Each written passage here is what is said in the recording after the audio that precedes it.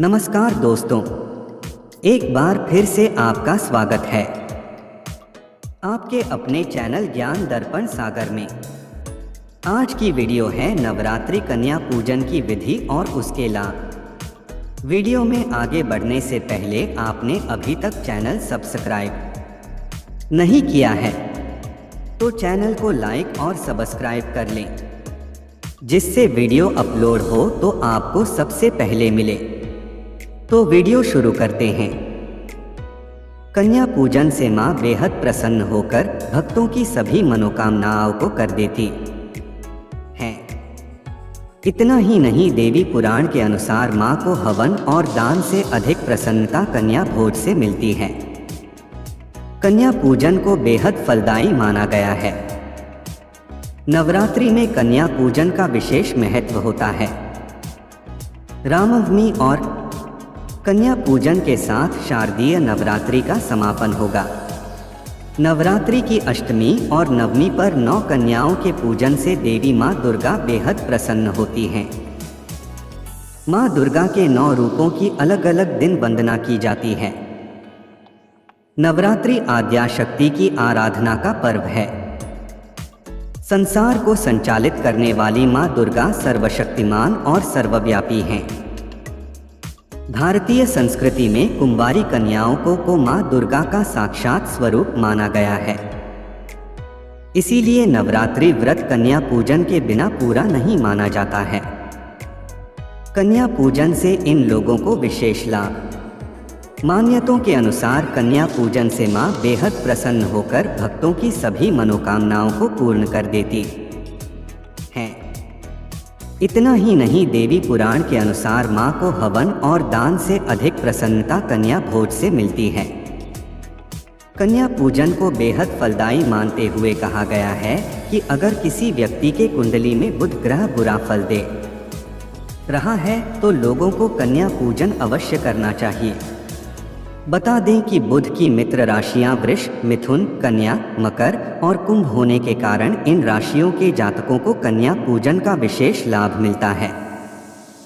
माता रानी के भक्त अष्टमी और नवमी के दिन छोटी छोटी कन्याओं को माता का अवतार मानकर उनका पूजन कर उन्हें भोजन कराकर कुछ भेंट देते हैं। गौरतलब है कि इन कन्याओं के बीच एक लड़का भी अवश्य बिठाया जाता है, जिसे भैरव का रूप माना जाता है। जिस प्रकार मां की पूजा भैरव के बिना पूर्ण नहीं होती, उसी तरह कन्या पूजन के समय एक बालक को भी भोजन कराना बहुत जरूरी होता है, जिसे लांगुर कहते हैं। कहा जाता है कि उसके बिना कन्या पूजन पूर्ण नहीं माना जाता है। पौराणिक मान्यताओं के मुताबिक कन्याओं के पूजन में 2 से 10 वर्ष तक की कन्याओं को बिठाना उचित होता है। इसके लिए कन्याओं की संख्या 9 होना सर्वोत्तम बताया गया है। धर्मशास्त्रों के अनुसार कन्याओं की संख्या के अनुसार ही कन्या पूजन का फल प्राप्त होता है। हर कन्या का अलग और विशेष महत्व होता है। मान्यताओं के अनुसार कन्या पूजन में 9 कन्याओं और 1 लड़के का पूजन करना बेहद शुभ होता है। धर्म अनुसार किस उम्र की कन्या पूजन किया जाए तो इससे मनोवांछित फल की प्राप्ति होती है। ऐसे में आइए जानते हैं कि किस उम्र की कन्या का पूजन करने से मिलता है कौन सा लाभ। 2 वर्ष की कन्या। दरअसल 2 वर्ष की कन्या को मां कुनारी का स्वरूप माना जाता है। इनकी पूजा करने से धन से जुड़े संकट दूर हो जाती हैं और धन और ऐश्वर्य की प्राप्ति होती है। 3 वर्ष की कन्या। बता दे 3 साल की कन्या को देवी त्रिमूर्ति का स्वरूप मानते हैं। मां के इस स्वरूप का आराधना करने से धन, धान्य और जीवन में सकारात्मकता आती है। 4 वर्ष की कन्या।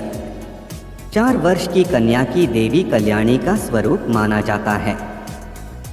इनकी पूजा करने से परिवार के सदस्यों का कल्याण होता है और जीवन सुखमय बनता है।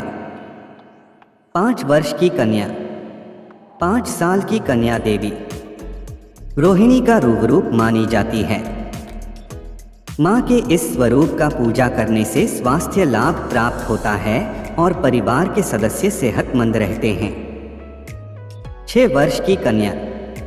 6 साल की कन्या का माँ कालिका के रूप में पूजा किया जाता है। माँ का यह स्वरूप देवी शक्ति और विजय का प्रतीक है और इनकी पूजा करने से शक्ति और विजय की प्राप्ति होती है। 7 वर्ष की कन्या। 7 साल की बालिका को माँ चंडिका का रूप समझा जाता है और उनका विधिपूर्वक पूजन करते हैं। दरअसल यह देवी का उग्र स्वरूप है और इनकी पूजा करने से विजय, धन, ऐश्वर्य सब कुछ प्राप्त होता है। 8 वर्ष की कन्या। बता दें 8 साल की कन्या देवी शांभवी का स्वरूप होती है। माँ के इस स्वरूप का पूजन करने से कोर्ट कचहरी या वाद विवाद से जुड़े मामलों की सफलता प्राप्त होती है। 9 वर्ष की कन्या। दरअसल 9 वर्ष की कन्या को साक्षात माँ दुर्गा का स्वरूप मानकर पूजन किया जाता है। दरअसल इस कन्या का पूजन करने से शत्रु पराजित होते हैं और सफलता प्राप्त होती है। साथ ही पुराने कार्य भी बनते हैं। 10 वर्ष की कन्या।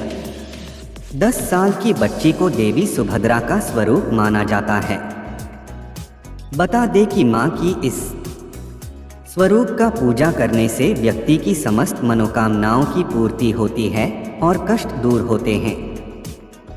ध्यान रहे सामर्थ्य के अनुसार कन्याओं को विदा करते समय पैसा, अनाज या वस्त्र दक्षिणा स्वरूप देकर उनके पैर छूकर उनका आशीर्वाद लेना चाहिए और देवी माँ को ध्यान करते हुए कन्या भोज के समय हुई कोई भूल की क्षमा मांगे।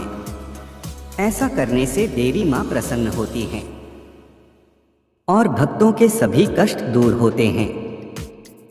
कन्याओं को विदा करने के बाद पैर धोएं और धोए हुए जल को पूरे घर में छिड़क दें। इससे घर की नेगेटिव ऊर्जा समाप्त हो जाती है। उसके बाद अपना व्रत समाप्त कर भोजन ग्रहण करें। Thanks for watching.